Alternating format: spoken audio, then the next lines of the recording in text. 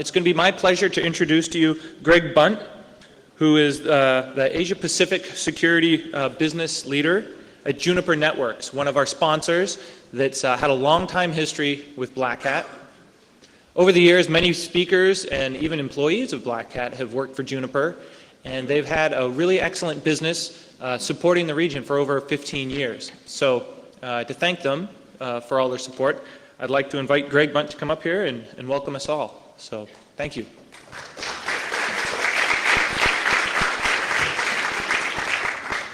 Thank you, Jeff, and good morning, everybody. It's certainly a pleasure to be here. If I look back at the last year or so, 2013, it's been a very tough time for this part of the world. It's been a tough time for the digital economy. We've seen many bad actors play out over the last year or so, and an increasing number of cyber attacks and other attacks against the digital economy and economies broadly. Last year, a gentleman by the name of Edward Snowden exposed a lot of things that I guess people really knew but had never really spoken about in the public.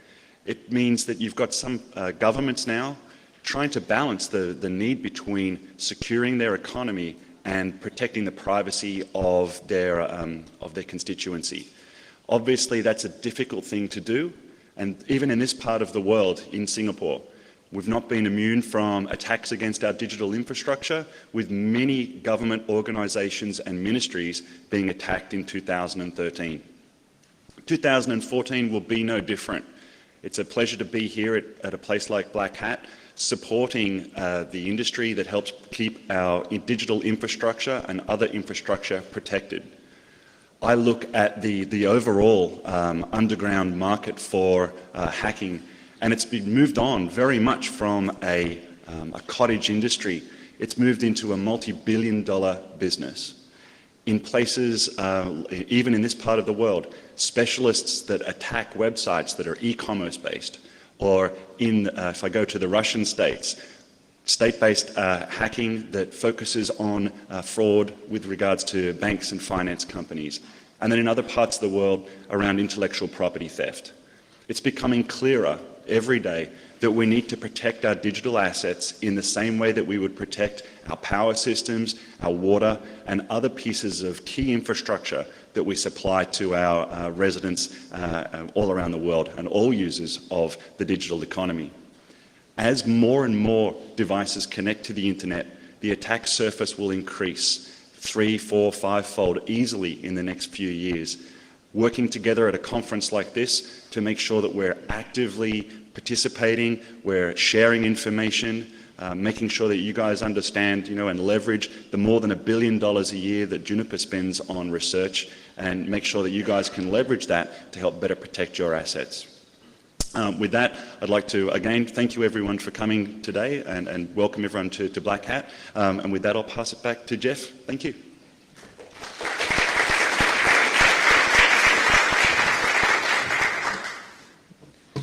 All right, everybody, this is the best part of the day for me. It's kicking off the show and introducing the keynote speaker that we're all looking forward to hear from. I'm going to say a few words about Dr. Crocker, just to embarrass him a little bit before he gets up here and lay the groundwork. So Steve has been lucky enough to sort of see it all, from sort of the dawn of the internet, ARPANET, to present day.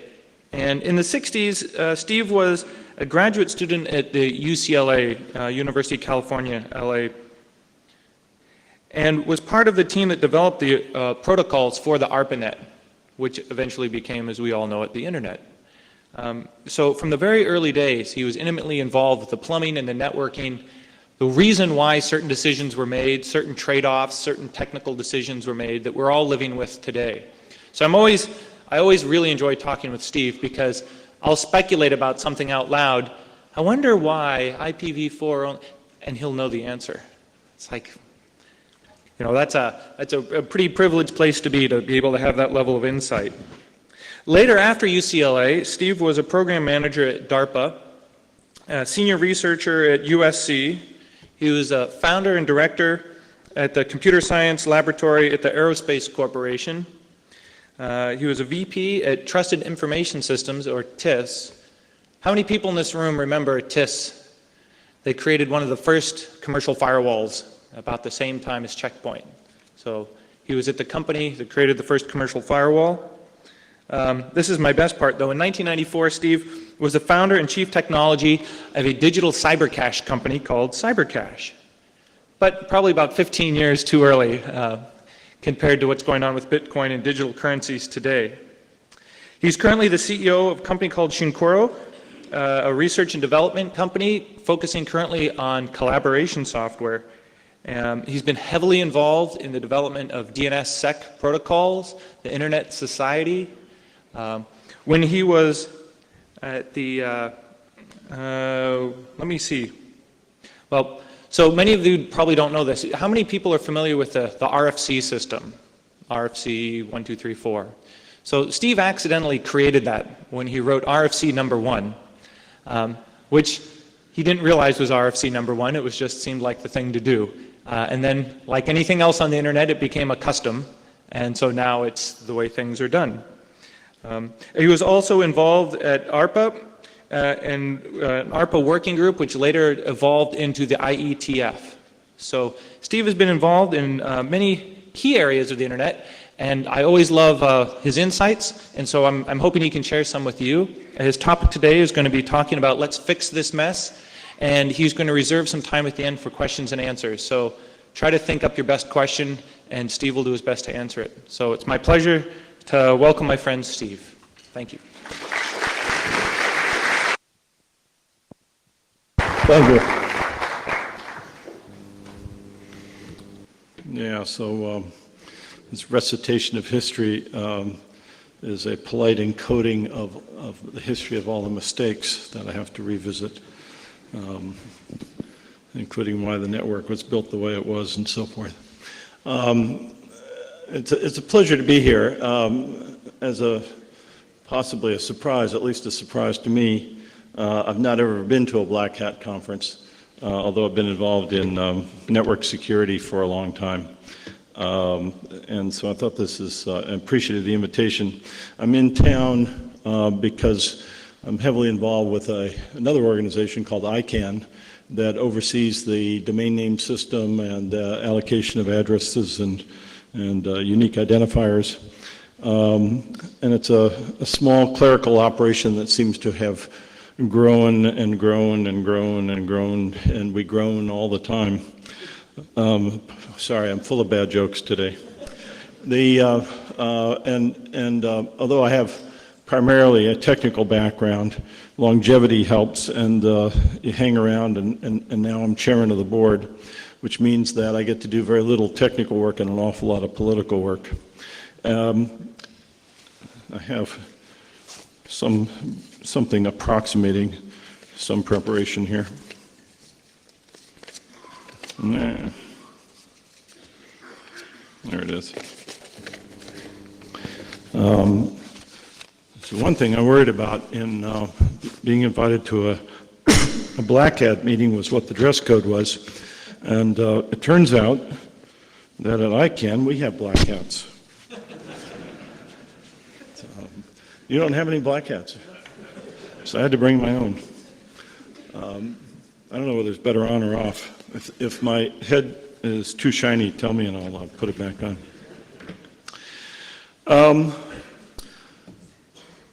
I'm a research person by orientation and by training, and I'll come back to all of that and how it relates to here.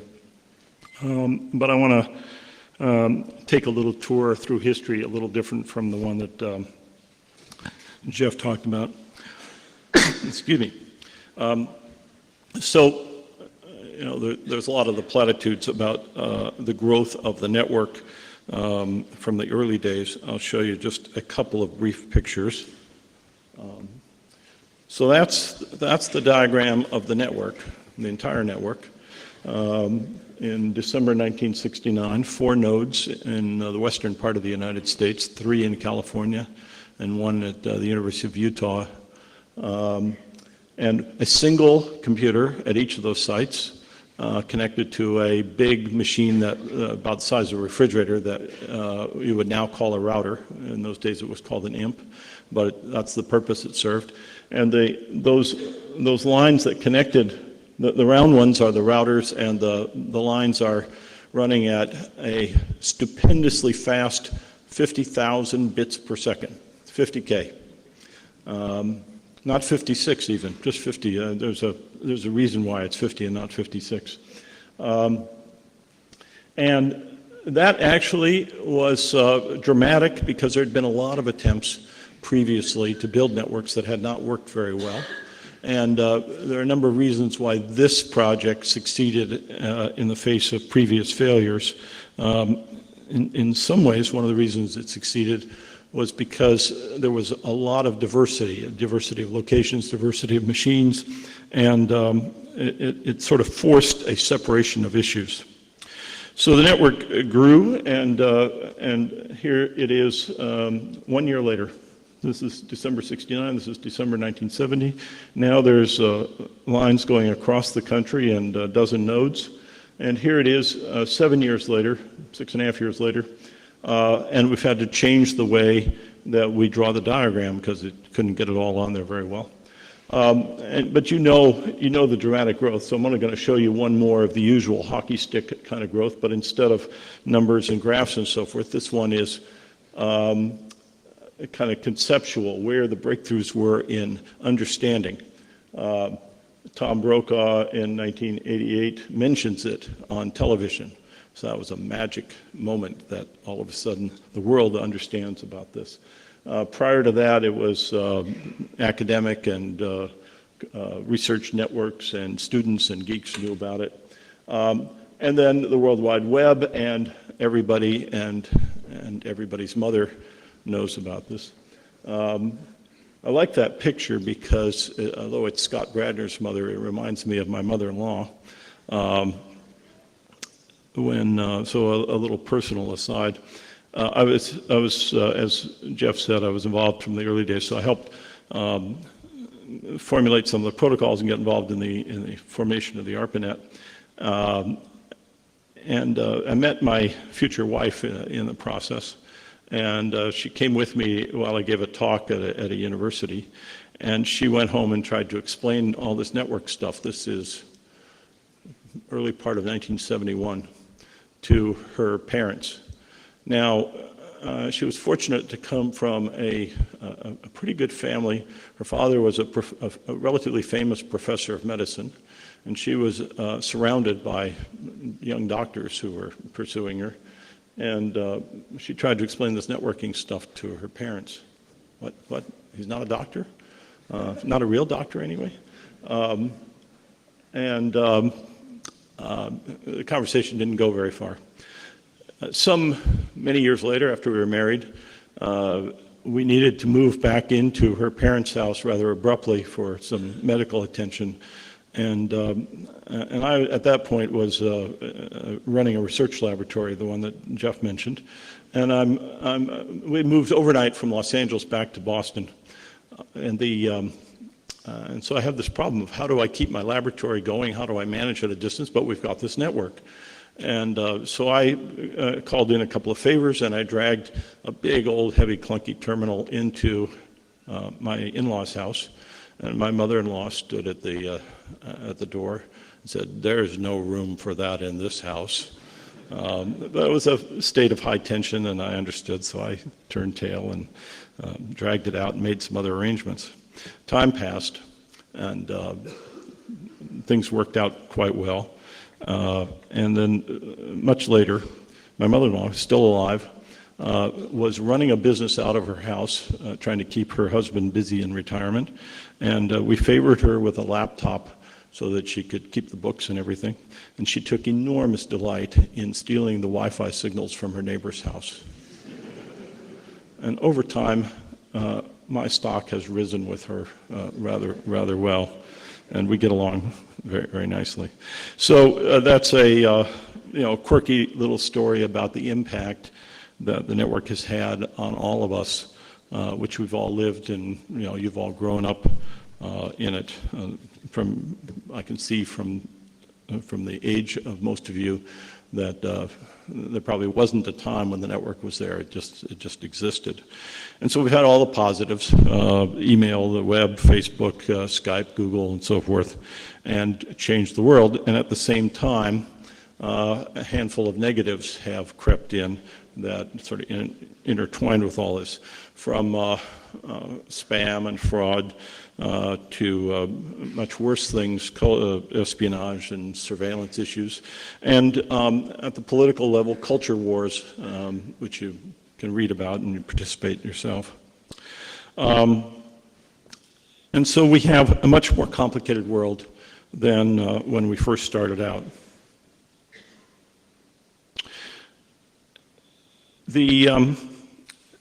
From my interest in these things, as I said, started out on the technical side. And my background, even before getting into networking, was pretty strong on the formal side of things, a math background and a lot of hardcore programming while I was in college, and focused my research work on formal methods and how do you make these systems really tight? How do you make them strong so that they can't be broken into? And as has been entirely evident, we've lost that. The systems have gotten bigger and bigger and bigger, and we have not made them stronger in the main, some advances, but we have just an unending set of holes in them. So I want to come back to that in a minute, but I also want to talk about a little bit of the other parts of the world that I'm involved in. I mentioned that I'm at ICANN. ICANN is a nonprofit organization that tries to do a minimal and sort of light-handed job of orchestrating and overseeing the domain name system primarily, along with the addresses and the protocol parameters for the ITF and so forth. And it too is a victim of the growth and scaling and complexities that beset us as we bring these systems further along. I guess it's time for me to kill. There's a way to do this, right? Is that the one? I'll just do that. All right.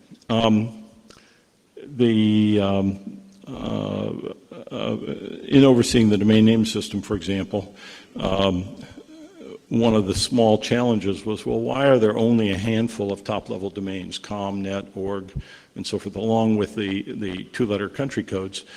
And a lot of pressure right from the beginning of expanding that.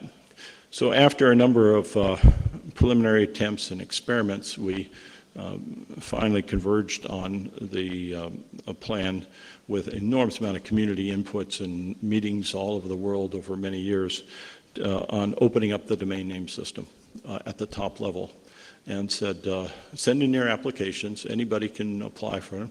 We just want to cover the cost of processing the applications, and so we set the price at a very nominal $185,000 per application.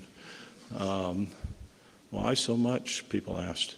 About a third of that is set aside for what we call risk. That is, in case we get sued, we wanted a war chest that we could deal with that. So that just gives you some idea of the mess.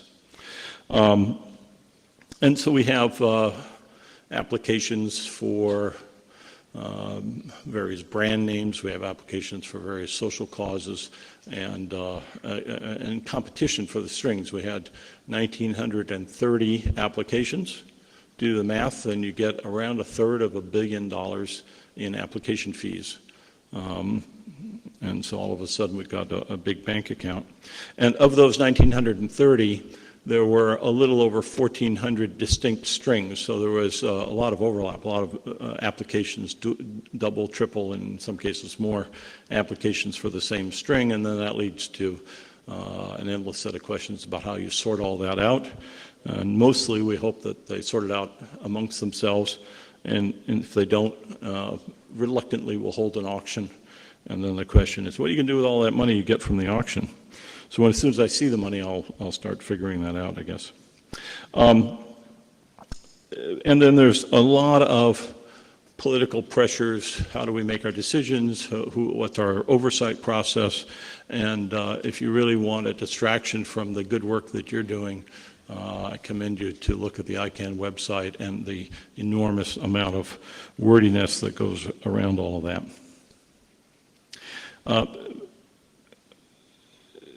Coming back to the security aspects, we care a lot about security, and I care a lot about security.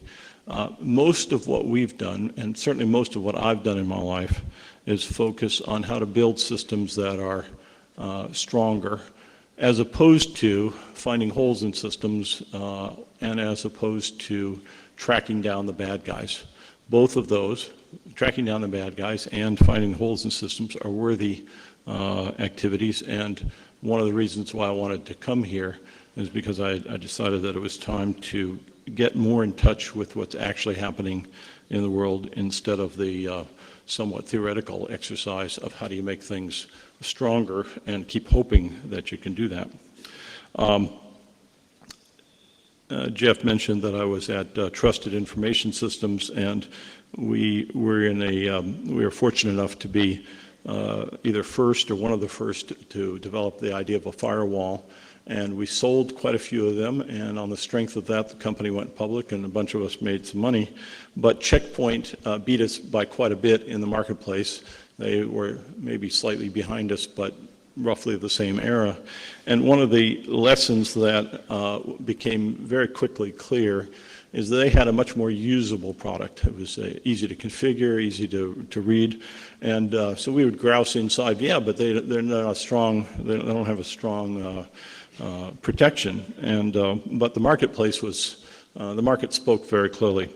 Usability and time to market beat out security every time, sadly, or maybe not so sadly. So over time we have things that to my eye seem to be patches, seem to be band-aids on the system, from reporting systems like certs to firewalls and intrusion detection systems, and even to the growth of the entire industry that you are all part of. It's a signal of how bad the problem is, in a way. It is full employment for you, full employment for me, for that matter. And it's worthy work, but from a longer-term perspective, it's, I wonder whether or not we can do better. So the thing that I want to say is, you guys know what the problems are. That's your business, that's what you're involved in, that's what you learn all about, and that's extremely important. You obviously have to attend to each of the problems that you find and work for the organizations that you're part of, but I want to challenge you to an additional goal, which is to put yourself out of business. Find out how to express what you know about the problems with the systems and how they could be built in a way that makes it unnecessary for us to be here. Big challenge. Maybe you think that there's no way to fix anything, that the systems are going to keep coming out with as many holes as they have from the vendors. They're going to be configured and operated in ways that are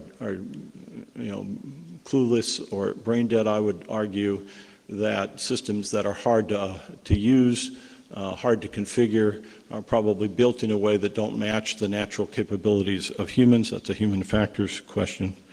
And so the non-trivial challenge, this is not, I'm not being casual about this, and I know that it's very hard.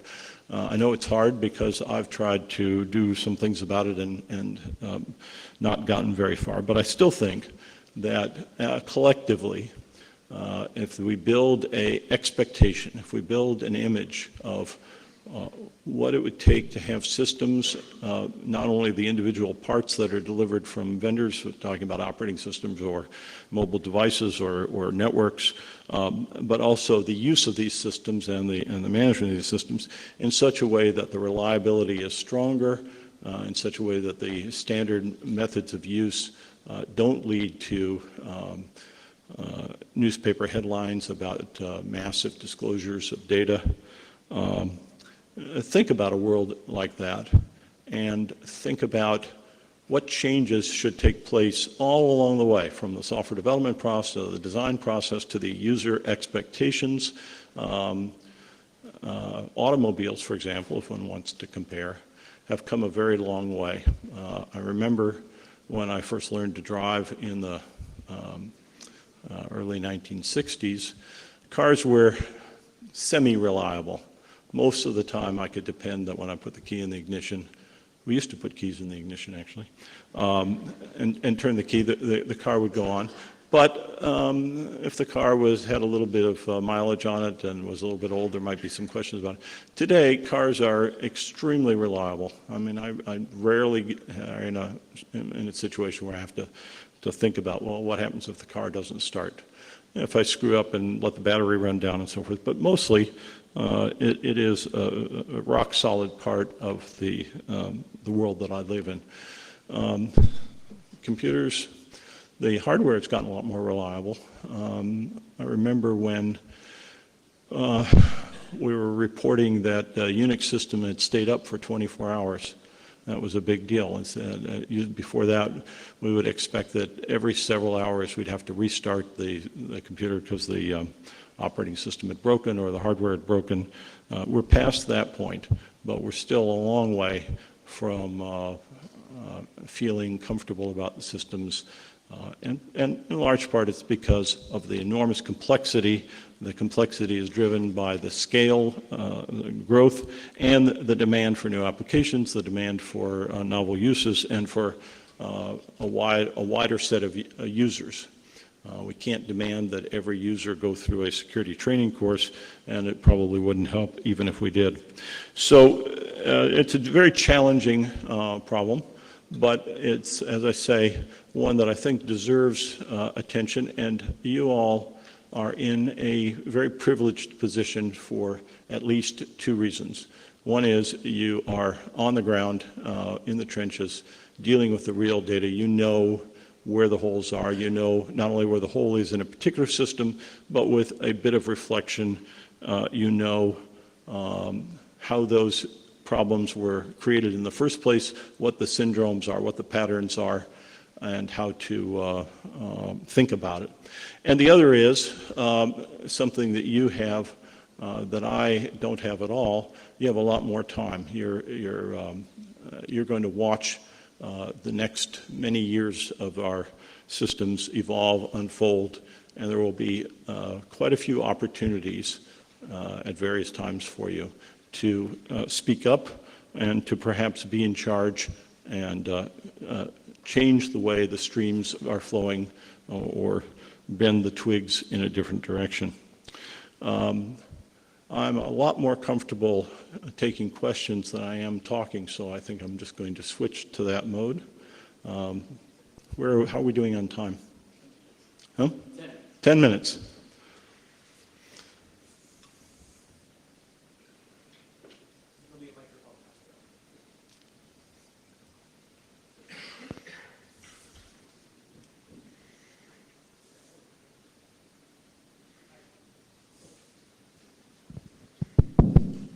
Hi. You mentioned about ICANN, and you mentioned it's, of course, it's being managed by... Can you speak up just a little bit more? Speaking about ICANN, you mentioned, of course, directing the question, maybe not to you politically, but just as a general knowledge. In the light of what Mr. Edward Snowden respectfully has told the world, and now the news is hitting us that ICANN is kind of decentralizing itself and setting up an international body. How does the two news relate to itself? Is America finally woken up and said, okay, you know what, let's get rid of the big brother kind of an approach? Or is there another political motive behind it? So I truly apologize, but I didn't quite understand the question. Can you say it again? Or Sorry about that. My question is around the recent news that ICANN is now not going to be based in America. It's going to be an international body. I see. That news versus what Edward Snowden said. versus what Barack Obama is trying to say about, not being the big brother anymore? Yeah. So let me say a bit more about the situation ICANN is in. ICANN is quite global in its scope and its structure. The parts that some people find problematic or irritating is that we're a private company as a legal matter, incorporated in the state of California in the United States. So that's the U.S. side of the story. We have a board of directors that is, by our own bylaws, composed of people from all parts of the world. We have a formal requirement to have directors from each of what we call 5 regions, corresponding roughly to the 5 continents. With some embarrassment, we treat Australia and all of Asia and all of the Pacific Islands as one region. And we could probably use a little more representation from this region. But we have people from all over the world at every level of the organization, not just the board. There are 2 big things that are underway, and they're intertwined, but they're somewhat separate. The clerical function that we call the IANA function, that is the management of the root zone and the related protocol parameters and addresses, has been operated under a special contract with the United States Department of Commerce. No money changes hands. It's a $0 contract. And it has been the framework for oversight of the function that we're performing, but it's a very lightweight oversight. So when a top-level domain operator, for example, say somebody running .my for Malaysia, wants to change the address or add a new name server to the list of name servers that are supporting them, they'll send us a message saying, please make this change in the root zone so that everybody knows who our root servers are, who our name servers are. We take a look at that, make sure we understand it, and in cooperation with VeriSign, we update the master root file zone, and twice a day, a copy of the total root file is sent out to all of the root servers around the world. There's 13 sets of root servers, 13 operations, each one of which has some number of separate name servers around the world. So in aggregate, it's several hundred name servers. And that process is overseen, but overseen in a very lightweight way by the Department of Commerce. A week and a half ago, almost 2 weeks ago, the Department of Commerce announced that in accordance with the original plans with the formation of ICANN, they are finally, it was anticipated they'd do this sooner, they are finally exiting from that process, but not abruptly. They've announced that they will exit, and they have invited consultation with the entire worldwide community on how to do this and whether or not there is a need to replace not the function that we're doing, but the stewardship part of it, the oversight process. So that's one element of globalization. And the other element of globalization is that we have been, for quite a while, looking at the way ICANN itself as an organization is structured and have taken some steps to reduce the emphasis that comes from our origins in the U.S. and become sort of more equally balanced around the world. So one big step is that the headquarters, which has been in Los Angeles, we basically took a hammer and smashed it and said we're breaking it up into 3, and we're putting, and we call it now tricorders, and we put one piece, we're leaving one part in Los Angeles, and we created 2 other parts, one in Istanbul, Turkey, and the other, in fact, in Singapore. The fact that we're having a meeting down the street is kind of just a coincidence, but we have spun up the headquarters or tricorders in Singapore, now have a substantial number of people. And over time, we will have not just people, it looks like a branch office, but part of the top levels. We'll have people that are reporting to the CEO, distributed and doing functions that are unique, so it won't be a second order. And in fact, our CEO and President, Fadi Shahadi, has committed to actually moving himself to live in these different places. And this week, actually, he and his wife have moved into Singapore and will be here for a few months. He'll be in Istanbul for several months later this year. So those are the two distinct elements of globalization of ICANN that are underway. There is another effort which is very important and is somewhat distinct.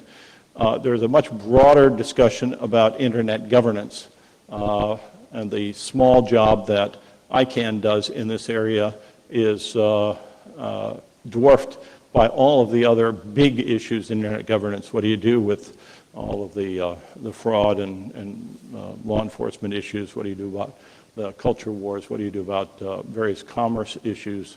And part of that activity will show up next month in a major meeting in Brazil, which we're heavily involved in, but it's not our meeting.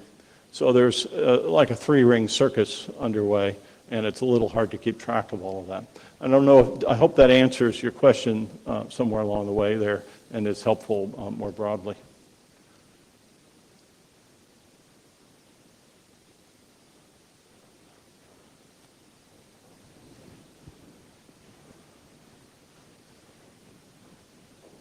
Thanks. So I guess my question is a little bit twofold. So first, do you think that like your challenge that you gave to solve, make better build processes or development processes to build essentially, from the ground up, like more secure systems and so on, don't you think this is, I had the feeling over my brief history, and brief research that this is somewhat actually done and in lots of different ways already. There have been solutions to a lot of the problems that we face, and lots of systems have been more secure and protocols have been more secure. And just in the end, the adaptation failed, and just the kind of the world just didn't change in that way. I mean, I've seen research come out in operating systems that are awesomely secure, protocols that are much better, and still, it's just not widely deployed and used. Right. And so this gets back to this usability versus security. Yes, it's possible to build, and many people have built much more secure systems, and as you've observed, the history is littered with unsuccessful attempts to get them adopted. And I certainly have my own list of failures in that regard. To me, that turns back into a challenge that we need to think harder about it. It is an inescapable requirement that whatever we build, people are going to have to want to use. We're not going to be able to force it on them. So if we're going to get systems that are more secure, we're going to have to not fall into the trap of, well, do you want it to be usable or do you want it to be secure? And the answer has to be yes. It has to be all of that. And until we figure out how to solve that problem, and that I think is not just a puzzle or something to say, well, that's too bad. I think there is some technical depth to that, of understanding how to blend those things together and not have it be a trade-off, pure trade-off, a pure zero-sum game. yeah, very good. I like that answer. So the second part then is, even if we would have, a much more secure system and it's usable and everything, what about the inherent problem of putting yourself out of business? That most companies or people probably don't want to do that, like even if they could or even if they had the chance. So, as an example, just as really, this is a minor kind of example, but recently I've seen devices, set-top boxes for TVs or different devices being put out that looked like, they were in lots of different ways insecure and vulnerable, but it didn't look like that was a mistake. It looked like, in a lot of cases, that was on purpose, and actually not even on purpose to, be hackable or something by remote guys and be, used for malicious stuff, but actually being used for, becoming wider deployed because the community can use open devices maybe much more, or like, hackable and insecure devices maybe much more than they can do with secure devices. Think about, for example, consoles versus set-top boxes on your TV. I mean, you can always repurpose your router or a set-top box. It's very hard to repurpose a console, a gaming console, right, because of the security. Right. So I think there's maybe two different things involved in what you've said. The first thing was, is it problematic to produce things that will put yourself out of business? That's a kind of a standard problem. Big companies often are reticent to bring out products that would obsolete the products that they have. The problem is, and many companies know this and have dealt with it very forcefully, if you don't, somebody else will. So you have to be in creative destruction all the time. And there's a lot of literature on this. I haven't invented this, and you can read about it. The other element that you've talked about is, and you didn't say this exactly, so I'll apologize if I'm putting words in your mouth, but you brought into juxtaposition the tension between security and openness. And I don't think that there's a fundamental contradiction there. I think that you can have platforms that are extendable, that you have open interfaces that people can build on, and still have separation and control of access and limitations that are built in underneath. That's, in some sense, the fundamental role of an operating system. And it's not a trivial question. Yeah, I mean, we've built operating systems for many, many years, and getting it right, providing the right level of functionality and the right degree of separation is challenging, which is why the whole business of operating systems is not yet a closed subject. But I think that you can actually have it both ways. You can have the openness that provides the platform for people to build on. That is the core principle that we used in the design of the protocols for the network. And at the same time, I think you can have clarity and cleanliness and precision about the functionality, and build things underneath that provide the necessary levels of protection of the core infrastructure and protection of the users who are using that infrastructure. Thank you very much.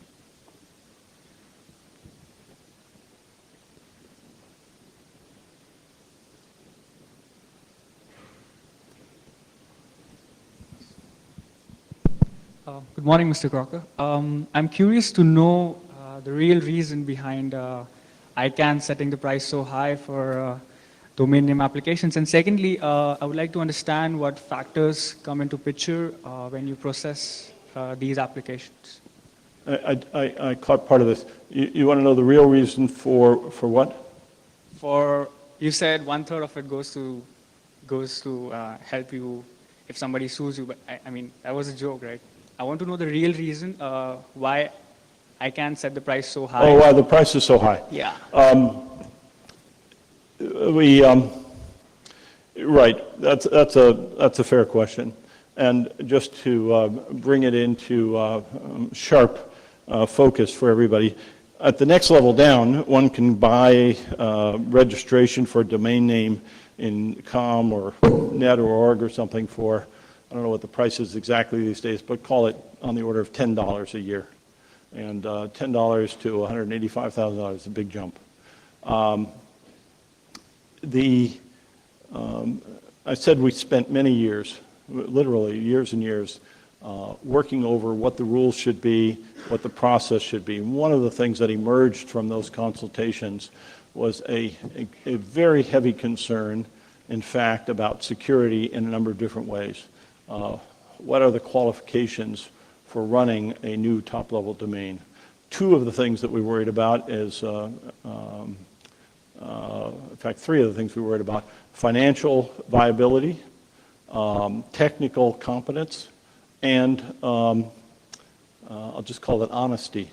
Quite a few parts of the community, law enforcement and governments and so forth, expressed very strong concern.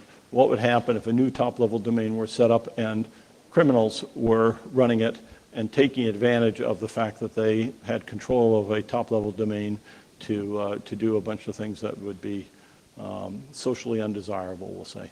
So the application process is a very heavyweight process with a lot of different aspects to it. Examination of the applicant, examination of the applicant's systems and so forth. And then, of course, we have the problem of dealing with the contention and objections from the community. Sometimes it isn't just a question of two different parties want the same domain name, but we have plenty of instances where somebody will say, we want this domain name, and somebody else will say, nobody should have that domain name, or they shouldn't have it. So we have community objections, we have geographic names. One of the more visible and famous ones, which I won't say anything about the outcome, but just to sketch the issue, there's a small company in northwest part of the United States called Amazon that sells books or something like that. And and they applied for .Amazon. And we have messages coming in from another part of the world, from South America, multiple countries saying, you know, we like the name Amazon too. In fact, we have a river, and we think this is kind of important to us, and we're not sure that a commercial company in North America should be the right one for that. And just to give you an idea of how interesting this gets, we got a message from somebody in Greece who said, you know, Amazon really is a Greek word, and we're the ones that created the stories around all of that. And so then you try to sort out what's the right answer there. And as I say, I won't say anything about what the outcome is, but it's expensive. Just to get back to your question about where the money goes, it's actually expensive to sort all that out and to do it in a way that is as documented and as transparent and as conformant to a reasonable set of rules as we know how to make it. Doesn't leave everybody happy, but at least we try very hard to use general principles of fairness and anticipate as many of the issues ahead of time so we can say what the processes are going to be. Thanks. Thanks.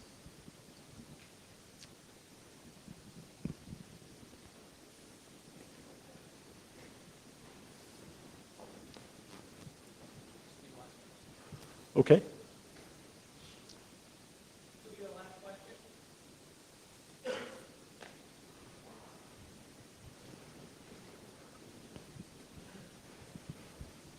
Good morning, Dr. Crocker. I've got a question. There are two fundamental protocols that basically run the internet. One is BGP, Border Gateway Protocol, which is used in routing, and the other one is DNS, which of course is used in the naming system. Both over the last few years have seen quite a development of security around it. Yep. In BGP you have RPKI, for instance, or Secure BGP, and in DNS you have Dns Sec. Now I happen to know that you've been quite involved in Dns Sec, and I wonder if you could elaborate a little bit of the importance of Dns Sec for this audience. Just full disclosure, I know this guy. I don't know. I was surprised to see him here. I didn't. This is Roy Aarons from Nominet. He too has been very heavily involved in Dns Sec, among other things. Sorry, this wasn't planted, by the way. I really came last minute. Sometimes you just get lucky. So Roy's asking about security enhancements at two layers in the protocol stack. One at the routing layer, the Border Gateway Protocol, BGP, and there have been plenty of instances where routing has been diverted either on purpose or accidentally. One of the most famous incidents was Pakistan. The government of Pakistan was annoyed about what was on YouTube and tried to block access to YouTube. And the method that they did that was to send out, they didn't do this on purpose exactly, but it worked out that they caused routing updates to be sent out that effectively blocked access to YouTube across the entire world. So that was not considered to be a good thing. And so that leads to fundamental questions of why is it that a particular country has the mechanical ability? Why is the mechanism set up that has a possibility of having that dramatic of an effect, intended or unintended, doesn't matter.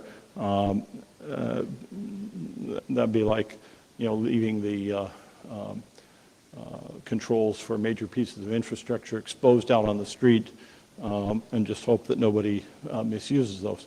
The other layer in the protocol that Roy referred to is the domain name system itself, and we've put a lot of work into adding a security extension to that called Dns Sec. As Roy said, I've been very heavily involved in Dns Sec for a long time, for a decade plus. And that involves adding cryptographic signatures to every record in the entire domain name system from top to bottom. Not at the level of a zone, but at each record within the zone. And not only adding those signatures there, but they're no good unless somebody actually checks the signatures. And so the other half of that puzzle is to have all the elements that look up names, recursive resolvers and systems ideally, check those signatures to make sure that they're accurate and discard lookups that don't have valid signatures. That's a big challenge. It's conceptually simple, but it faces the same issues of how do you get people to adopt that. We're partway there. The root top level of the hierarchy was signed 4 years ago. Most of the top level domains, all of the major top level domains and many of the other smaller top level domains have been signed. At ICANN, I'm pleased to say that as part of the new top level domain program, what we call the generic top level domains, we put in from the very beginning a requirement that the new top level domains had to be signed from day one. So when they go into operation, there's a so-called DS record in the root for them. Adoption down at the next layers has been much slower. And on the checking side, we have some good news in the form of ISPs, a handful of ISPs around the world, Telia in Sweden and SurfNet in the Netherlands, Comcast in the US, and several others that have been aggressively supporting Dns Sec. That's the good news. The bad news is there has not been a stampede by all of their brethren, other ISPs, to equally support that. If you want to make some noise, ask repeatedly in every quarter that you can, how come our domain isn't signed? How come we're not checking lookups and build some buzz? You guys can do that. Thank you all.